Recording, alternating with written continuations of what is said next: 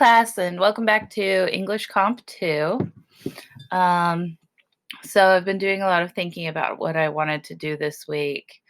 You've got a lot of work ahead of you, and I've been doing this thing in my poetry class where I contact local and non-local published poets, and we just kind of have a dialogue about their craft. And then we discuss a couple of poems from the week of the reading, and then we transition into talking about their poetry. And it kind of dawned on me as I've been creating this lecture series that you, as a class, have we've talked a lot about techniques in writing poetry. We've talked quite a bit about techniques in essay writing. And about half of you are doing a short story option for essay 1. So I thought perhaps it might be advantageous if instead of discussing the literature this week, we talked about techniques in storytelling with a published author. So I'm going to introduce Lance Umenhofer, and will you just tell us a little bit about yourself? Hi, everyone. I'm Lance. I have been writing fiction for a lot of my life, and I've been published several times. I had a novel published in 2013 and am working on a second novel right now. But yeah, so generally I tend to write fiction based in the South or Southern literature. That's kind of my genre. And excited to talk to you all about elements of fiction here. Yeah, and at the end of this talk, Lance is actually going to read us a small excerpt from his upcoming work, right? So stay tuned, y'all. It's going to be exciting. But so I thought it might be helpful if we just talked about methods for understanding narrative, right? And so we're going to talk a little bit about how do we create and structure an effective plot. And so what is a plot? Plot is organized pattern or sequence of events that make up a story. A plot is the literary element that describes the structure of a story. It shows the arrangement of events and actions within a story. So if you'll remember, and right now they're working on an essay project where they can write any short story that they want to tell, right? And something that I challenged the class with was not to try and tell me their entire life story, but instead we wanted to be, that a good short story has a beginning, a middle, and an end. Mm-hmm. And so what do you think about that? So plot is basically the stuff that happens, Mm-hmm. And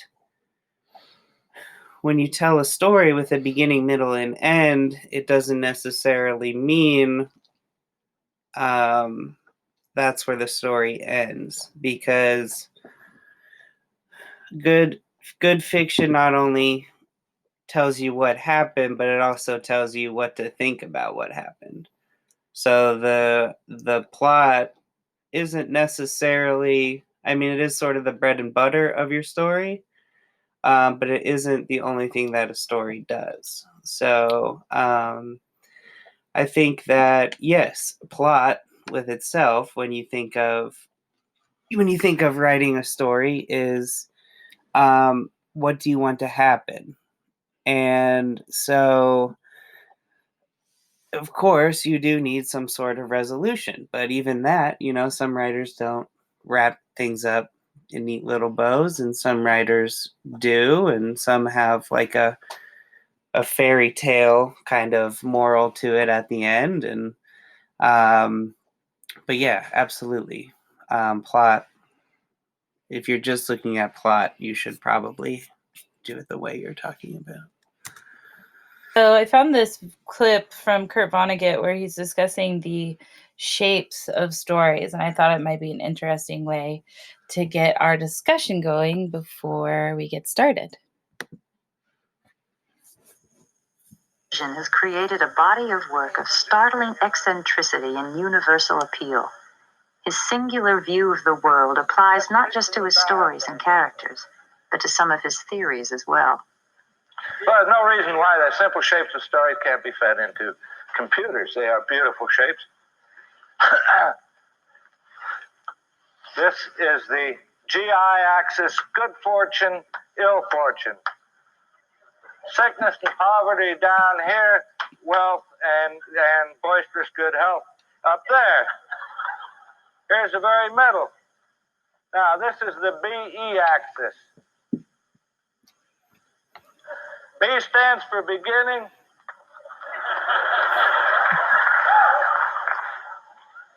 E stands for electricity.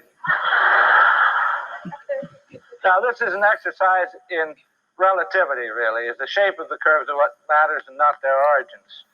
So we'll start a little above average. Is why get a depressing person? We'll start the whole thing. We call this story Man in Hole, but it needn't be about a man, and it needn't be about somebody getting into a hole. But it's just a good way to remember it. Somebody gets into trouble, gets out of it again. People love that story. They never get sick of it.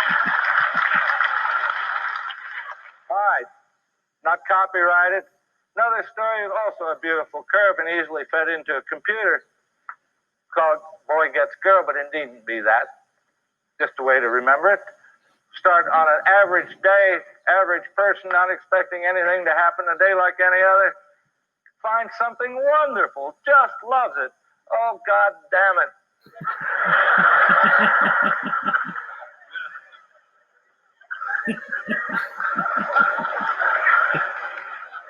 Got it back again. People like that. Now, these are beautiful curves, and this gets a little complicated. As computers can now play chess, so I don't know why they can't digest this very difficult curve I'm going to draw for you now. And it so happens that this is the most popular story in our civilization, Western civilization. As we love to hear this story, every time it's retold, somebody makes another $1 million. You're welcome to do it. Now, surprisingly enough, I've said it's depressing. You know, people don't like stories about below average days and people. But we're going to start way down here. Worse than that, who is so low? It's a little girl. What's happened? Her mother has died. Her father has remarried a vile-tempered, ugly woman with two nasty daughters, big daughters. You've heard it. See? Anyway, there's a party at the palace that night. She can't go. She has to help everybody else get ready. She has to stay home. Now, does she sink lower? No. She's a staunch little girl, and she has had the maximum whack from fate, which is the loss of her mother. She can't go any lower than that. Okay, so the fairy godmother comes. Gives her shoes, gives her stocking, gives her mascara. Gives her a means of transportation. Goes to the party. Dances with the prince, has a swell time. Boring, boring, boring, boring, boring, boring, boring. Now, there's a slight inclination to that line as I've drawn it because it takes perhaps 20 seconds, 30 seconds for a grandfather clock to strike 12. Does she wind up at the same level? Of course not. She will remember that dance for the rest of her life. Now, she poops along on this level till the prince comes to shoe fits. She achieves off-scale happiness.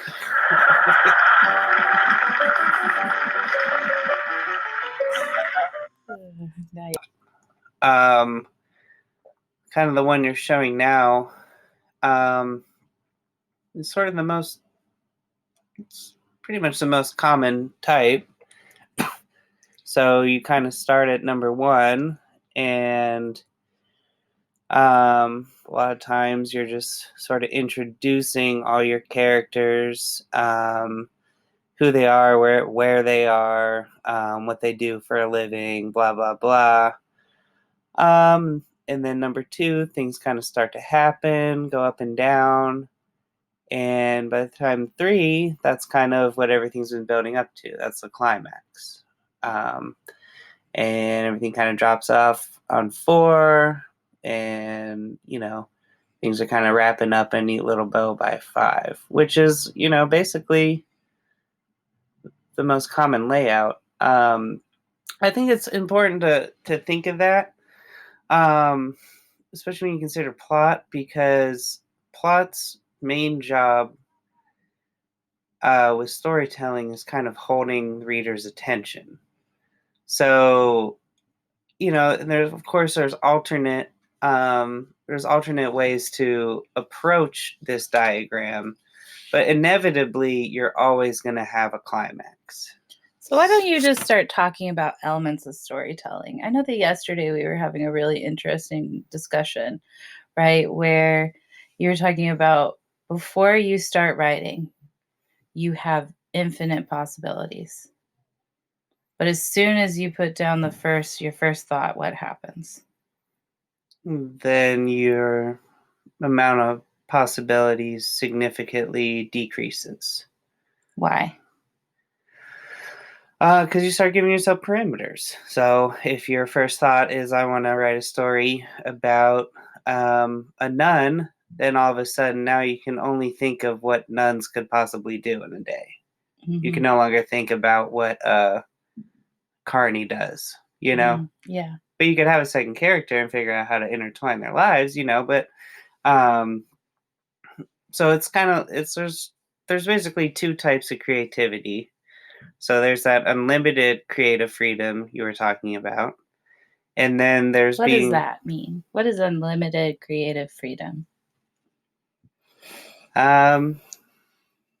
It's the ability it's the realization that if you make stuff, if you're a creator, you can do or make whatever you want, because you kind of being an artist is kind of grasping that the idea of infinity.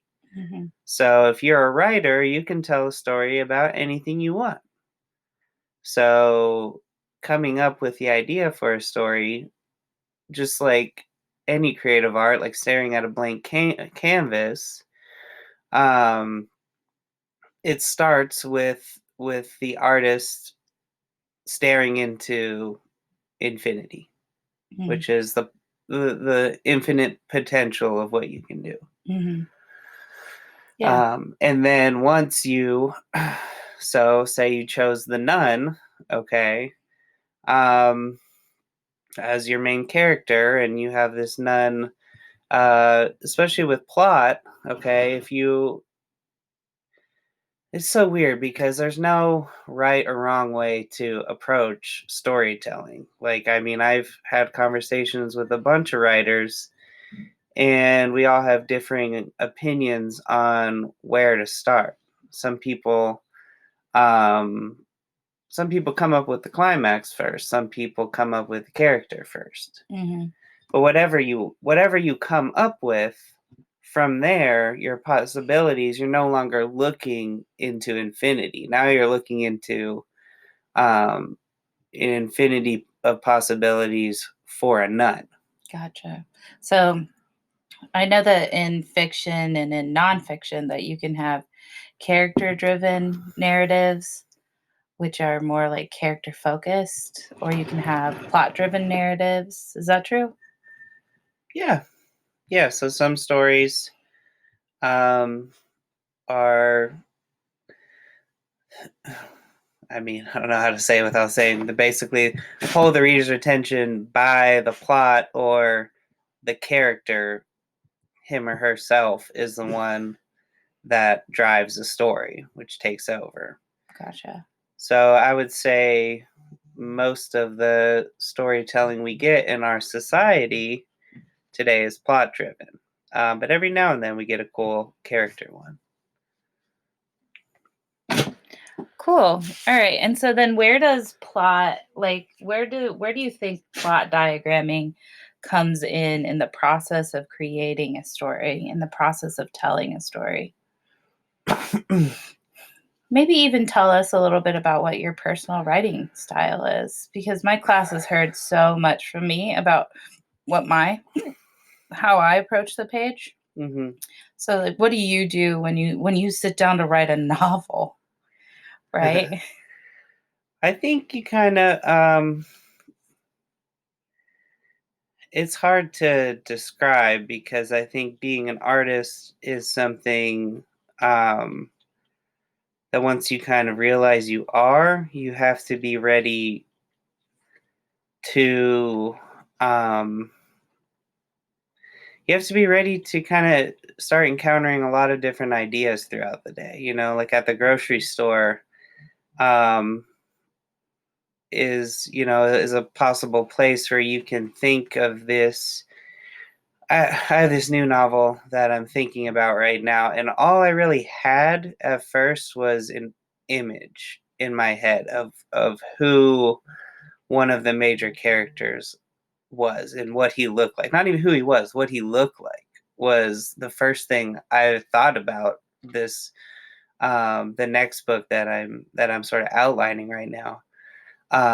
So that's where I'm starting with that one, which is crazy because it's like, wow, to me it's like that's an interesting looking person. Who is that? What does he do? Why does he do it? Is kind of where I've moved on from there. Mm-hmm. And so that was that's the first time that's ever happened to me. Most of the time, I think just being a storyteller, sometimes you're just sort of like in a dream state while you're awake, but you just kind of like think of like a scene or something, like it kind of plays like a movie. Right. I'm And talking then I about, would like write it down. okay. What I'm getting at is like, how do you prepare to write your narratives down? Well, that's part of the process, because if I don't have any of those moments, then I don't have anywhere to start. So that's where it starts. Mm-hmm. And then I sort of, most of the time I outline and then develop it from there. Okay. So what does your outlining look like? What does that process look like? It's pretty messy, but it makes sense to me. I use a lot of dashes and bullet points, and either start developing the character or kind of moving through like maybe a timeline sometimes works for me. Definitely laying everything out chronologically, I inevitably do before I sit down. So I kind of take a jumbled mess of an outline and then sort of put it on a timeline to kind of make sure everything fits together. Because you tell a story about someone's life, you have to remember how old they are. Yeah. When this stuff is going on. So so a lot of, or like what year it is, like what kind of technology was available. Mm-hmm. That's also something that a timeline really helps out with. Okay, too. cool. Yeah. So in a sense, it's similar. That's your version of plot diagramming. Yeah, I don't think I would ever draw something like what's on the screen out. Right. That I kind of do mentally. But I think that's a good visual representation for beginning writers to look at, because I think it's just, it sort of lays it out for you. Gotcha. Yeah. So now let's look at the different elements of plot. The first thing is exposition, and you were already talking about this a lot earlier, right? That in the exposition, what we learn about is the setting of the narrative. What time are we located in? What does our surroundings look like? Who are our characters? And most importantly, we are introduced to the main conflict or the main problem. So, what is the importance of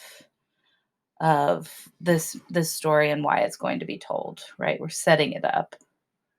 Yeah, I don't necessarily think you have to get to why it's important yet. Okay. Normally, I think your students would agree, like when they open a book or turn on a movie, the beginning is kind of the slowest part. But it's very important because you have to know everybody's name. You have to, like I was talking, like how many kids they have, who do they live with, just important things to understand. It's kind of like, I don't know if maybe this relates, but if your friend of yours ever told you a story about someone you don't know, it's harder to connect to that story because you don't know the main character of the story. But if your friend tells you a story about a mutual friend you have, you kind of are able to look at the story they're telling you in a larger context because you know that person. So that's kind of the importance of the exposition, is introducing you. So normally introduce is kind of important here because it probably won't be for a while into the story where you would actually truly know your characters, but it's very important to introduce. Yeah. And quickly, how would you define the importance of setting? I think it depends on the story you're going to write. Sometimes you read a story, you don't know what city it's in at all because it could just happen in any city. I think generally, the setting's important to think about, even if you don't talk about it in your story. Being a writer, he's like, well, what you is should setting? know where it, huh? What is setting for those that don't know? Oh, where the story takes place. Mm-hmm. So, an apartment in New York City. Mm-hmm. I mean, as a writer of the story, you should definitely know where the setting is, but the setting can play a big part or not in the actual story. Mm-hmm. And then the genre of literature that you really like, Southern literature, setting usually does play a big role. Absolutely. Yeah, it's very important in Southern literature. So, Southerners are, kind of always getting affected by the land, and the land, has a way of taking a toll on Southern literature characters. So, yeah, but like I said, it depends on what story you're writing. Yeah. All right. So rising action in a plot is a series of relevant incidents that create suspense, interest, and tension in a narrative. In literary works, rising action includes all decisions, character flaws, and background circumstances that together create turns and twists leading to a climax. Yeah. So this is when the story starts to pick up, This is where you're reading a book and all of a sudden you're turning the pages a lot quicker. Because now that you have been introduced to your characters, now you're starting to really know them. They're they are getting into a car crash or a fist fight at a bar or something. Like things are coming in, and there's action, which is important. That is all building toward the big climax. So yeah, so this is kind of a cool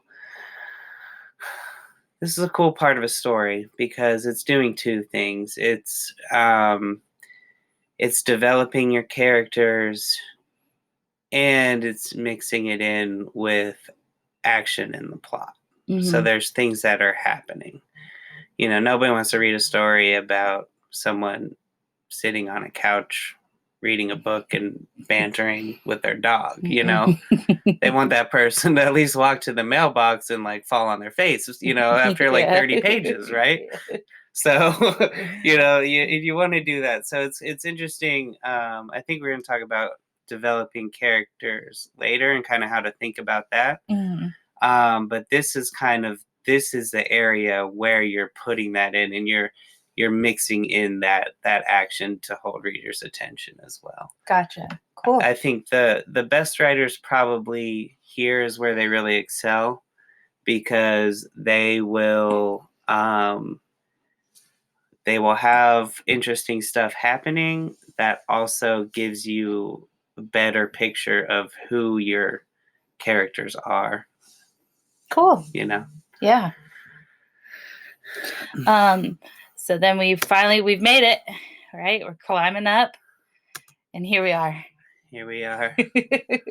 At climax. This is the turning point in the story. Usually the main character comes face to face with a conflict. The main character will change in some way. This is the most intense moment of the narrative. Yeah, so this is what you've been building up to. This is your big hurrah. Mhm. So, the car crash that we had in the rising action somehow comes to play in the climax. You want to make sure at this point your characters are fully developed. At least all the important ones are.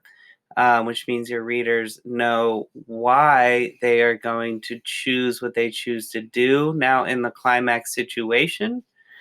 And you want to have something big happen, I mean, you guys, I feel like your class knows, they know what this part is. This is why you open a book. This is why you turn on a movie, because this is the part that makes or breaks a narrative in a lot of ways. This is the part when Frodo throws the ring into Mount Mordor. Yes, finally. Yeah, that was like 2.5 books of rising action in that.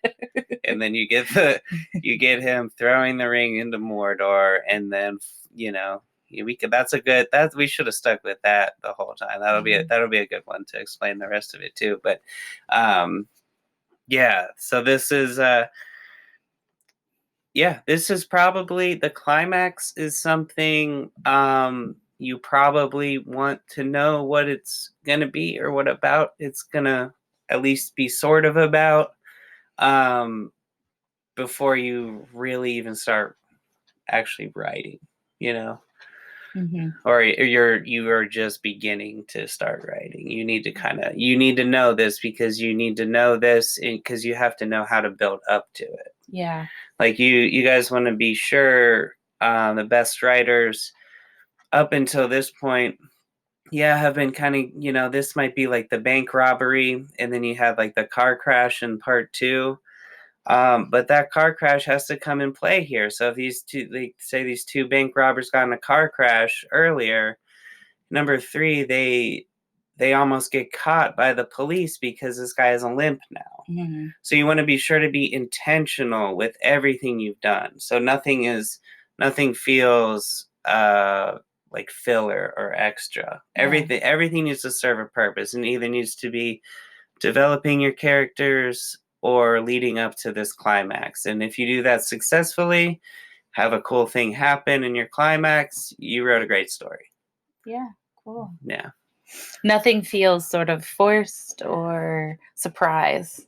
Yeah, you definitely, I mean, you can be surprised, but Mm-hmm.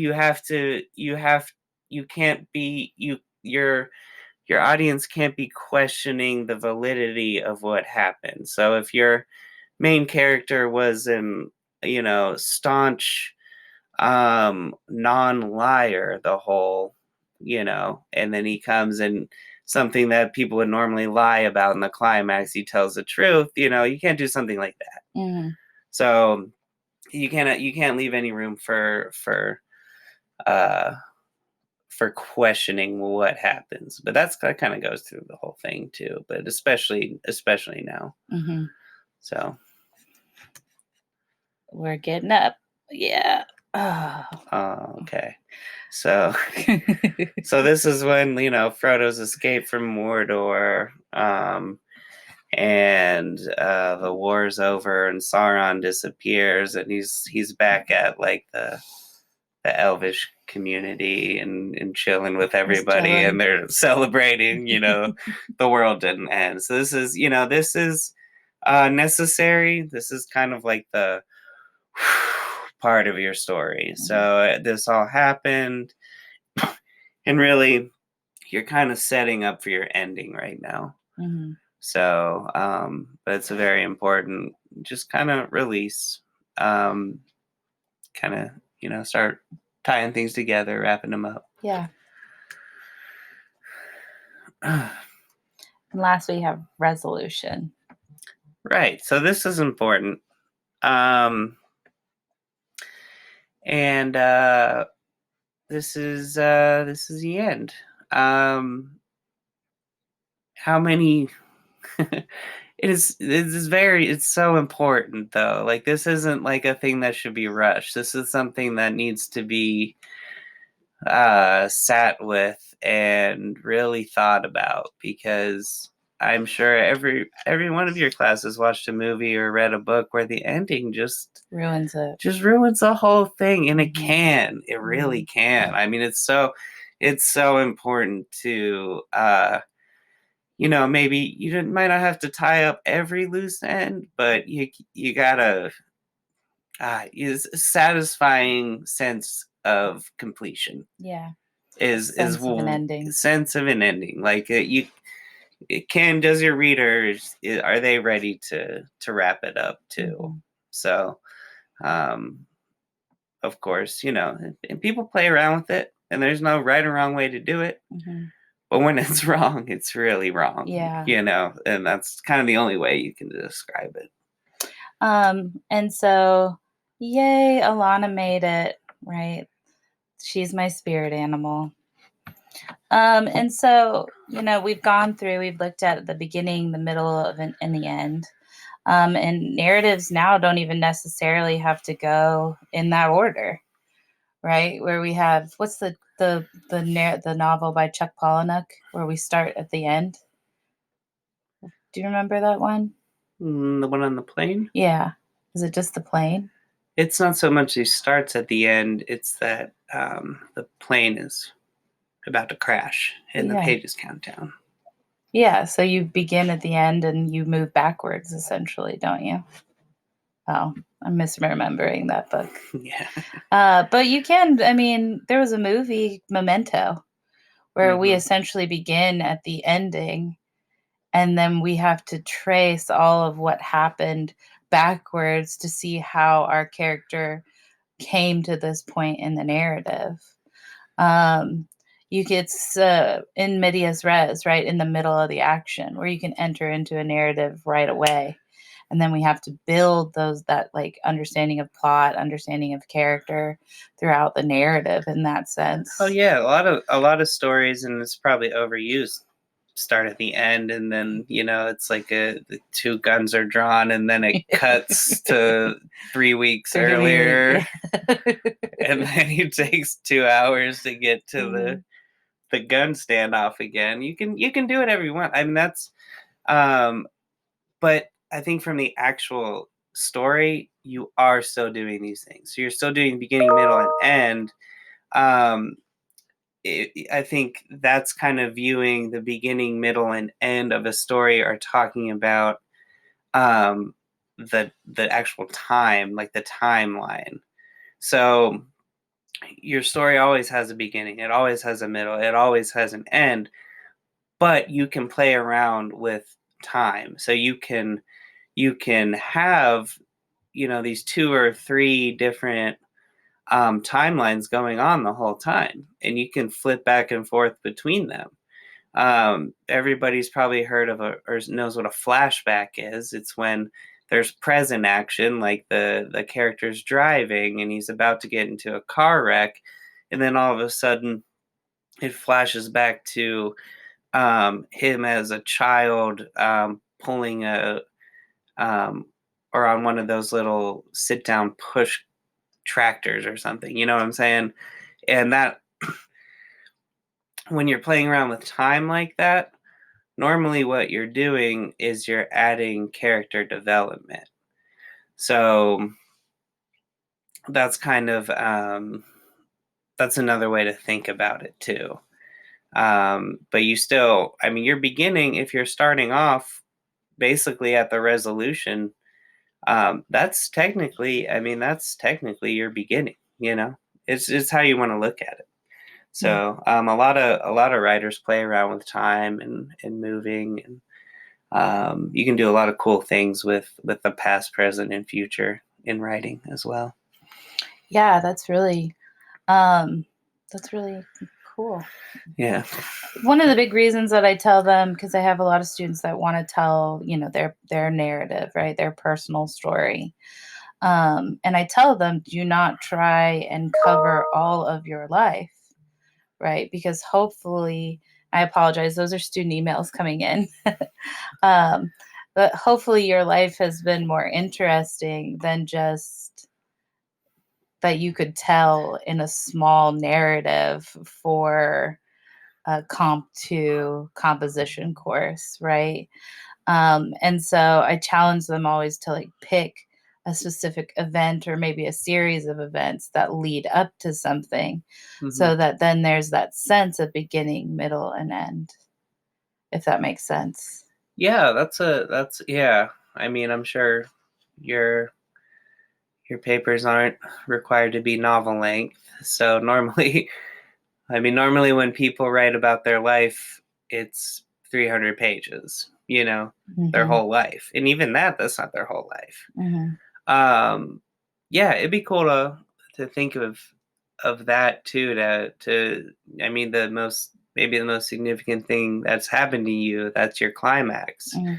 And then it's like, who are the characters? Let's introduce the characters. What led up? What made me do this at the climax? Okay. Who was I at that time? Those are all things that would be in the rising action. Yeah, that's a good way to think about it. There's definitely people who write about their lives and they do it with short stories. So a lot of times what those writers do is they spend 15 pages, they don't have to be that long for your class probably, but it's just about like a little instance that happened in their life, like who knows, the time they lost their dog when they were 6. And that's just that's the story. Yeah. And it doesn't have to be this significant thing. But a lot of time, and then they'll put all of their stories together and they'll come out with a book about their life when they're all done with that. Oh, that's interesting. Yeah. And then another thing that I think would be important for us to talk about right now before we move on to character portraits is what's the difference between show versus tell? Okay. So this kind of goes into a lot of character development. But basically, you don't want to say, you kind of want to avoid, it's more like language too. You kind of want to avoid saying like, Jim was scared. You want to say things more like, Jim's knees were shaking and his hands were trembling. Yeah, as he looked into the midnight surrounding air, Yeah. knowing there was someone else staring back at him from the darkness. Right. And then you don't want to say, and that guy looked scary. You want to say that guy had teeth as big as cougars and a large trident, and he was the devil. Like, Yeah. you want to avoid doing that. I bring this up, right, because in the past I've noticed a lot of students, especially when they're telling me personal narratives, they say things like, I like soccer, I like baseball, I moved here, I felt this way when I moved here, I like long walks on the beach, I like sitting and staring at movies. Right. So you can cover all of those things. You can show me how you enjoy all of those things. But really, what I'm looking for is for you to allow me to experience them with you. Yeah, that's a good way to think about it. That's a great way to think about it. So we have this plot diagram now and I'm including this here because something that might be useful for those of you who are entering the stages of peer review, if you're peer reviewing someone's short story, you should try and maybe do a plot diagram for your peer review partner, right? So that they can see where and how all of these elements are developing throughout their narrative. And see, too, if what they had intended to be the introduction or the climax or the resolution, right, is what you are finding in the narrative, too.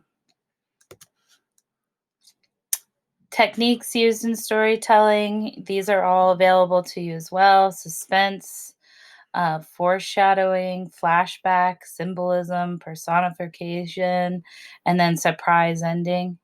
And so we're going to skip over this just for sake of time, right? But I thought it might be a nice free writing exercise if we take out our journals. Because no, we're not done with this project yet. I know some of you wish we were, but we're not.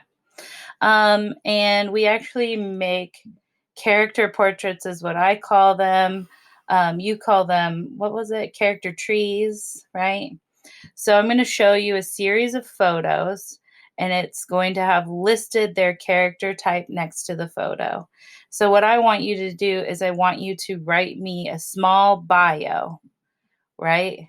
About who this character is, how old are they, how far in school did they get, who are they when they're in public, who are they when they're in private, just everything that you would think of if you're telling a small bio about a character that's going to be in a narrative, right? Yeah, so these, when used for most fiction writers, these a lot of the times are going to be things that your reader's not going to know, and they don't have to know it. Okay, the important part here is that you are creating a character, and in order to put them through that car crash and bank robbery we were talking about, you have to know why he decided to let the hostages live and why he didn't kill them during the bank robbery. And that requires not only the flashback to him as a child where whatever happened that the reader's going to know, but it's going to make so much more sense to you because this character's full life, and a lot of things that are happening in your writing aren't going to talk about this kind of thing. So most fiction writers, they'll have, he was born in 1936.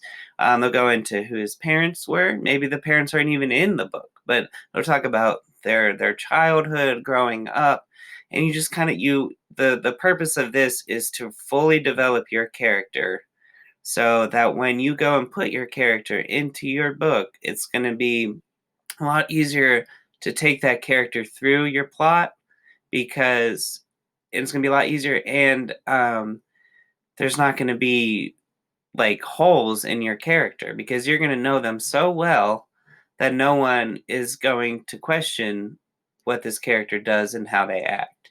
So some writers do it for every character in their book. I tend to do it for like the main characters a lot. It just depends on you, but you can go.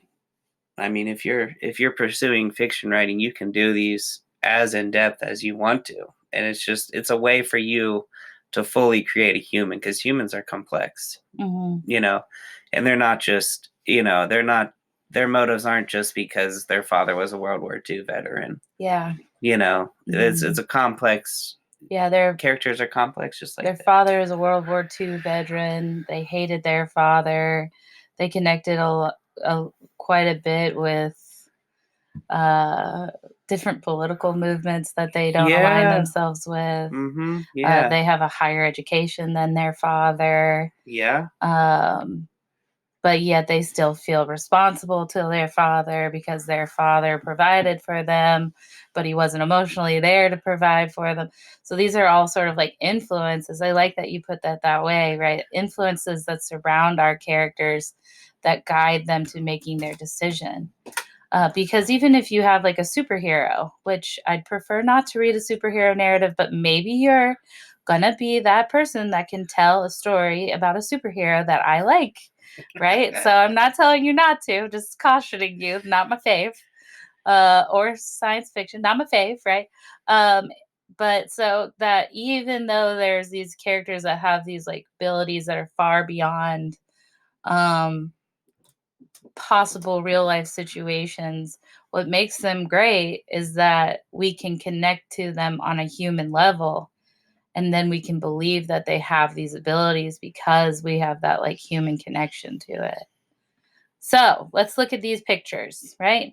So I'm going to show you a series of pictures, and then we're going to just sort of talk about what that character normally does. And then I'm going to set my timer, and you are going to start developing the character portrait or the character tree.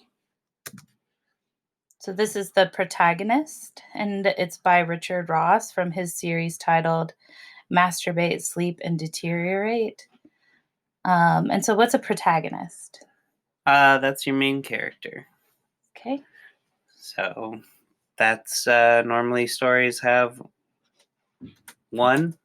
Some stories there's debate on who's the protagonist, but usually it's pretty clear. Mm-hmm. So with a story about your life, it's you. So. All right. So I'm going to set my timer for 4 minutes. 1, 2, 3.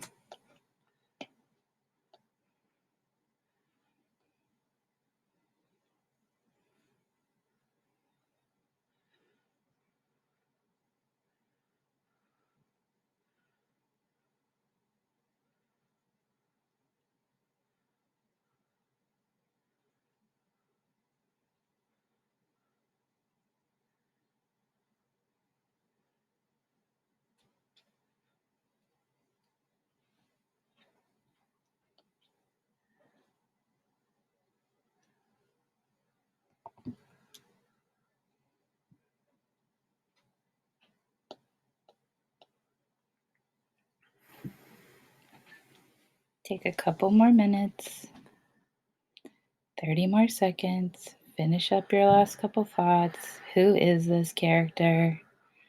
What does he do? How does he feel? How does he feel about himself? How does he feel about the world that he inhabits?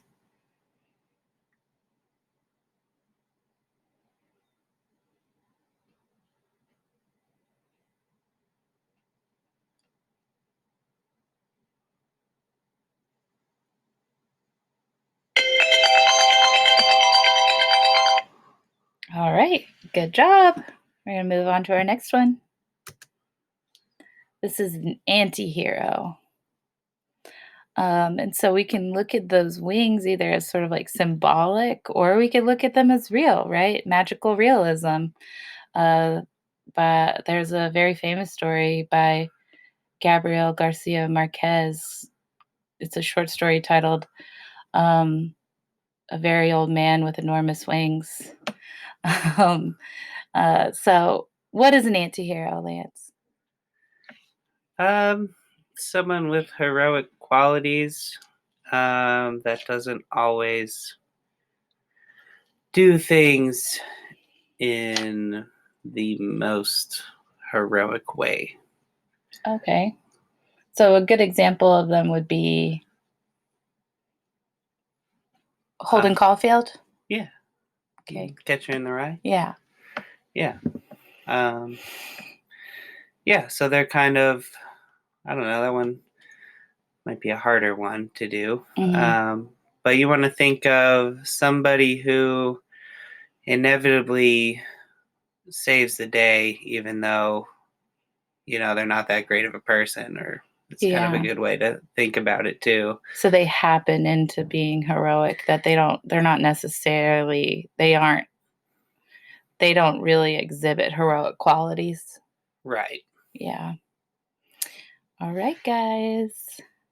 Begin.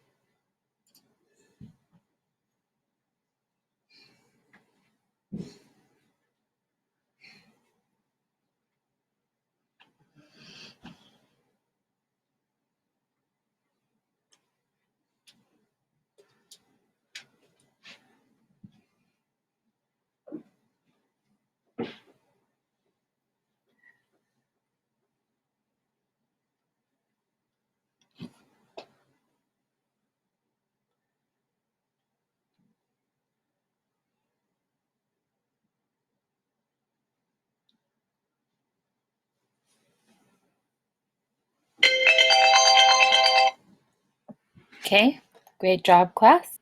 So, the confidant is a character in a story whom a protagonist confides in and trusts. Confidants may be other principal characters, characters who command trust by virtue of their positions, such as doctors or other authority figures. So the confidant is just who the main character, the lead character, confides in, right? Or what do you think? How would you describe that? Yeah, it's kind of like a best friend or like a Mhm. mentor or Yeah. Sam Yeah, Sam and Lord of the DeFrodo. Rings, right? And so see what you can do to write a character that is a confidant based off of the image on the screen.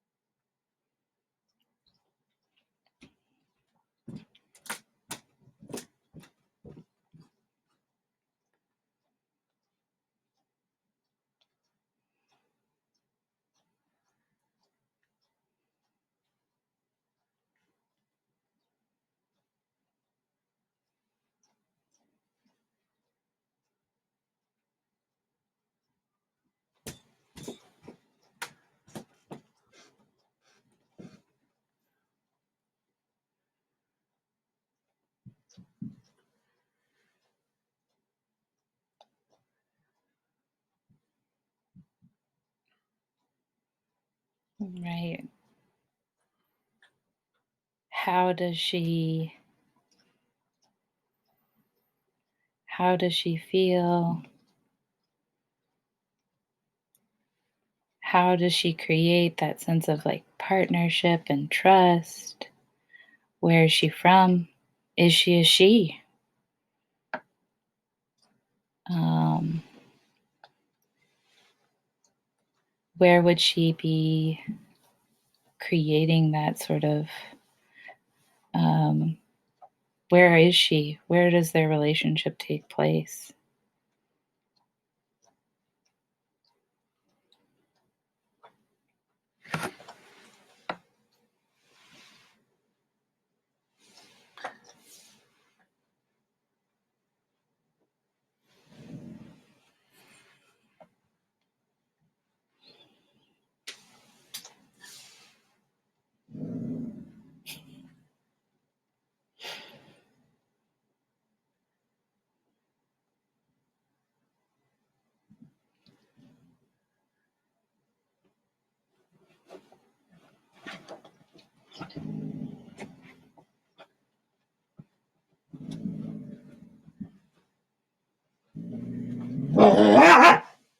Sorry, that's not a monster in the background. That's my husky puppy.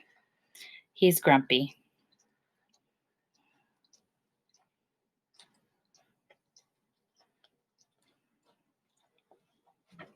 Almost done.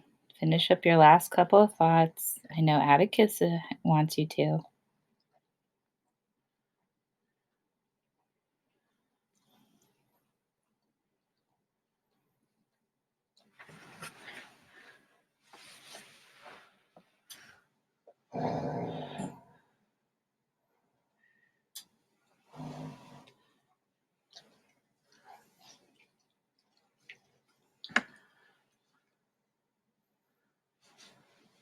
Thirty more seconds.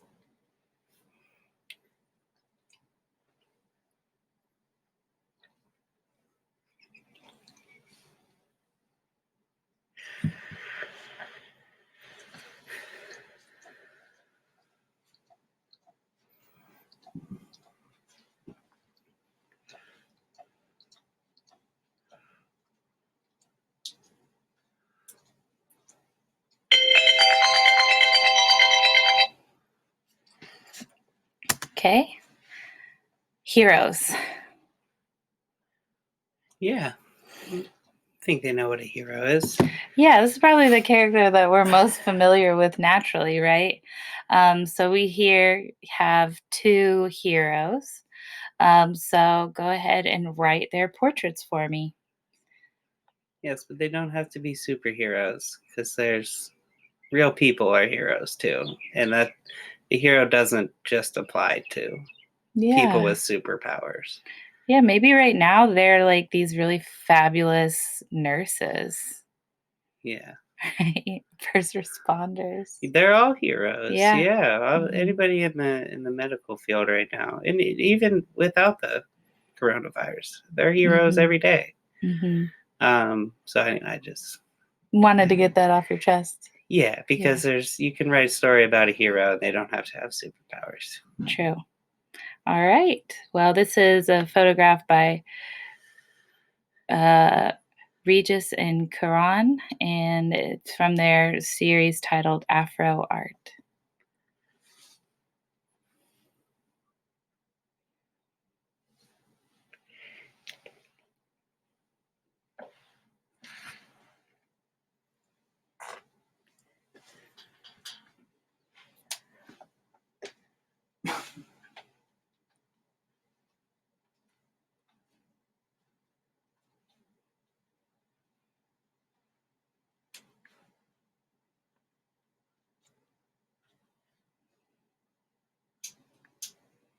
Who are they? How old are they?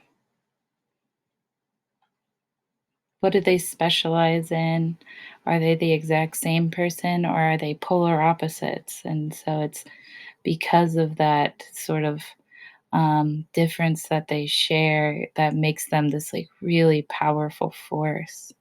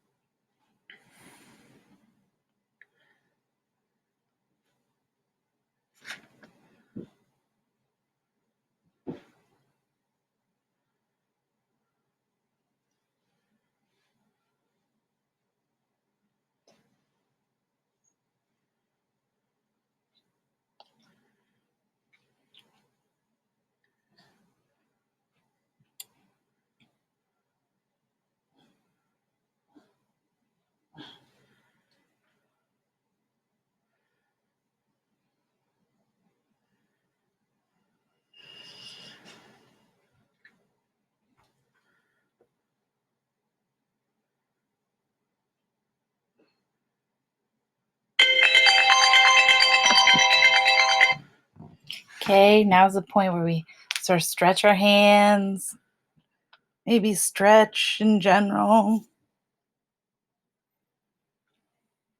Take a little bit of a mental break. We only have a couple more of these, right? We're really getting those creative juices flowing this week, right? So that when we get our peer review partners' feedback, we can then take that feedback and really clean up our story, clean up our essay, and make the best possible writing that we can make, right? So we got to make sure that we're thinking like that again, so we're not stifled or stuck. Love interest. This is a photo series by Liz Osman, and it's titled The Blue Journey. So love interest, that's also something that we can kind of understand, right? And so this is one where we have two characters. And so how did they meet? Why are they in the setting that they're in right now? What is their dynamic in love, right? Is it a love triangle? Is it a love triangle? Yeah, people love that story too. Yeah, people do love that story. So take some time, really look at this, and let's write our next character sketch.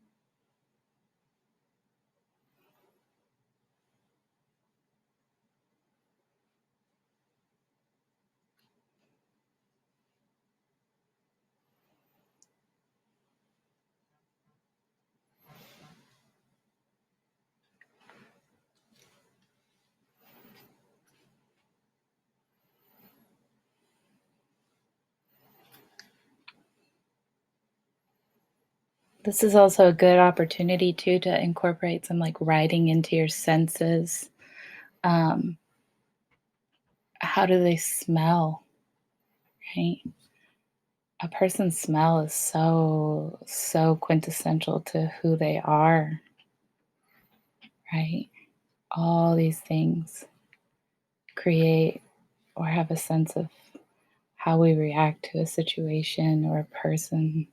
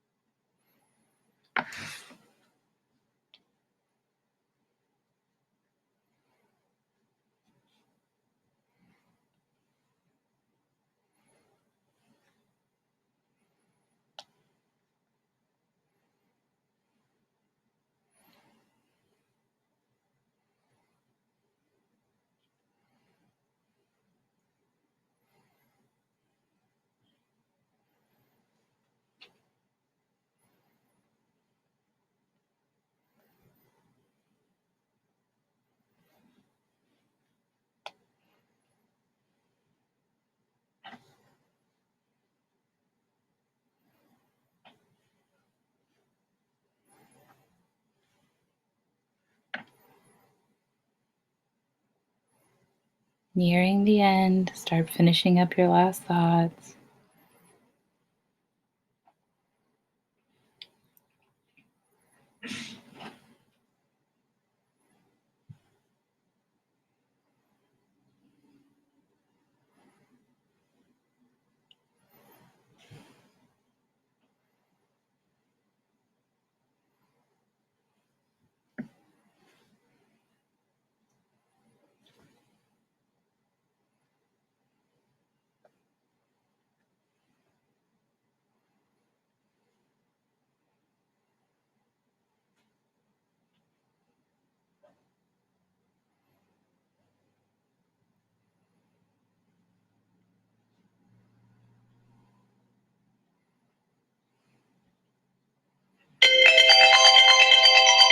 Right, so we only have one more after this, and this is the sidekick character.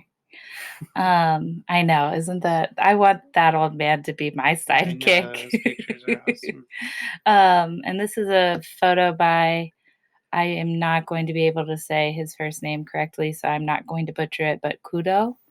Um, and it's actually a photo series that he took of his grandfather where he picked out the clothing for him as a way of sort of it was just this bonding experience that they got to have actually during a time when he had to move home because of unforeseen conditions. So it's relevant to today too, right? As a way of rekindling that relationship with his grandfather. Um, but when we look at this photo, right, I want you to write him as a sidekick character. So a sidekick character is closely connected, usually to the protagonist. And he has a tendency to sort of, it's a little bit different role than the confidant, right? That they are best friend, but they also have a tendency to have a lot of influence on the development of the narrative, right? That they're a part of the action. I would argue um, more than the confidant as just being there to support the protagonist. Yeah, I think you could do. I think Sam with Frodo would be more of a sidekick. I think confidant. He's a confidant as well, Mm-hmm. but I think with a confidant character, they can play as big or as small of a role for you as you Yeah. want. But the sidekick would be pretty much almost like a second protagonist. Yeah, so Sam is I would definitely argue Sam is a sidekick. Maybe Gandalf, Yeah, Gandalf would probably be more of a a confidant. confidant. Yeah. So I'm gonna set our timer, right? We've got one more after this, y'all. Hang in there. You don't even know how much good this is doing for you, right? Just trust. Okay, so on your mark, get set, go.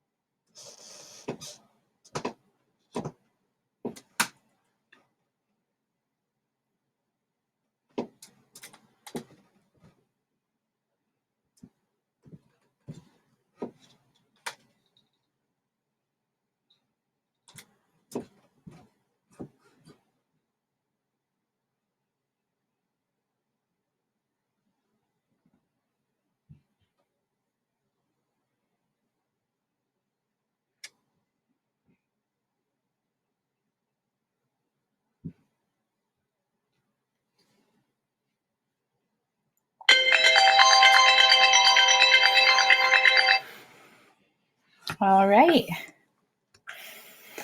And lastly, Becky. I think of her every time I look at that name, every time I see this picture. But this is our antagonist, and it's by Laura Knoll from her series titled Smoke Break. And so an antagonist is the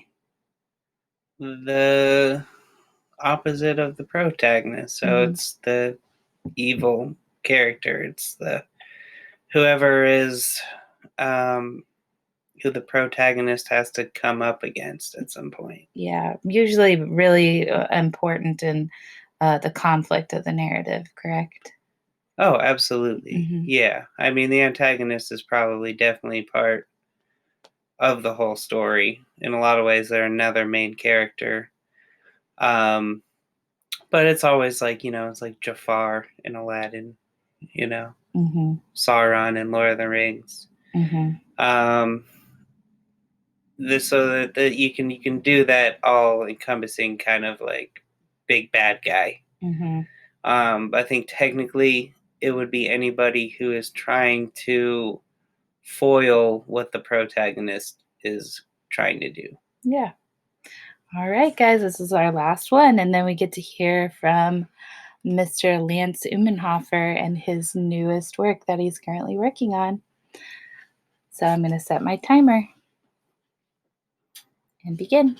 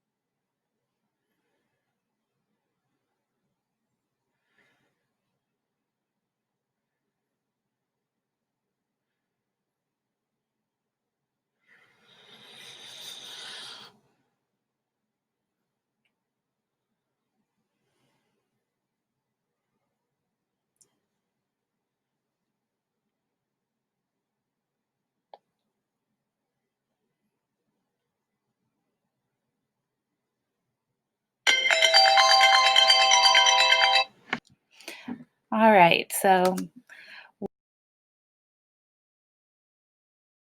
and we've had a really thorough discussion on plot and character development and the roles of characters in our writing. And again, this was created um, as I came up with this idea because in my poetry class, we're doing a podcast where I'm talking with different poets about the craft of writing poetry.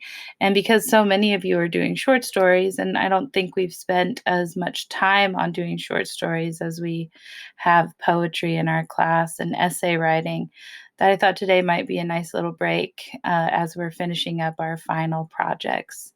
And so, just a huge thank you to Mr. Lance Umenhofer for being available for these author talks that we're having.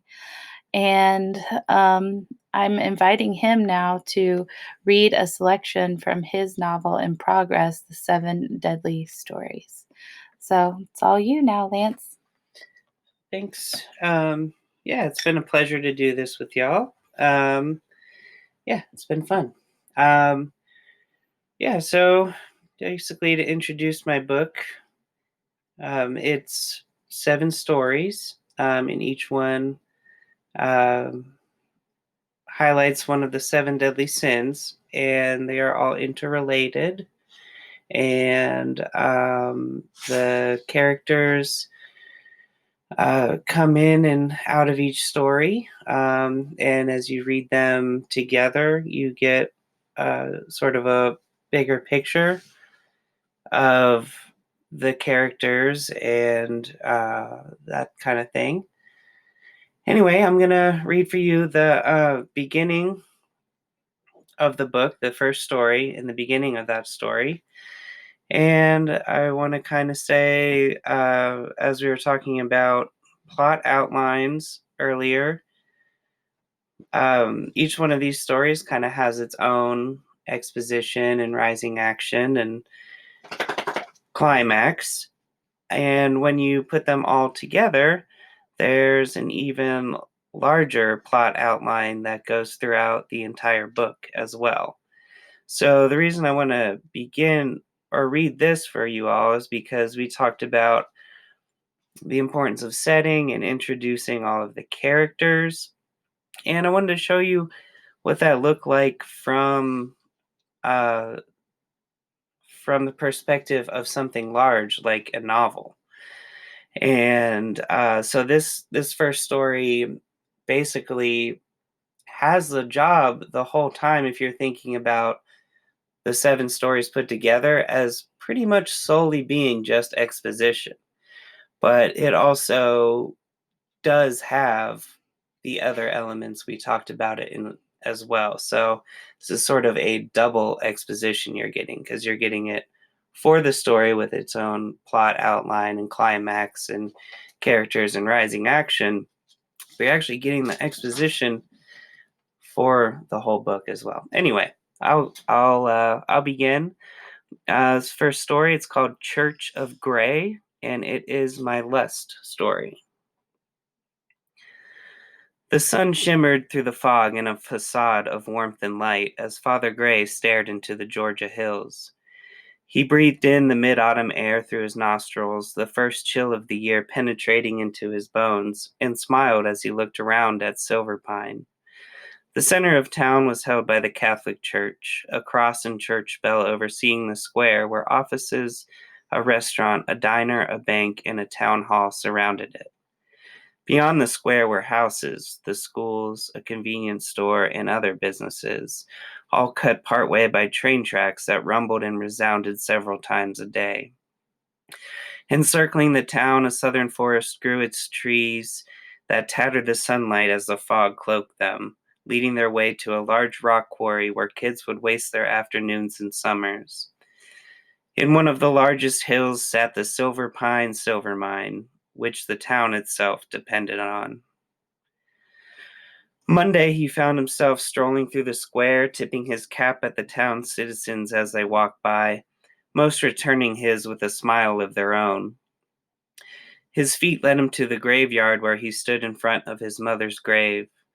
Crouching down, he wiped some seedlings and fresh-cut grass off the top of the tombstone, then taking a seat in the grass, stared off into another set of hills. Some mist was passing through the tops of them, and his eyes followed their trip, curling and then disappearing along with the slight wind.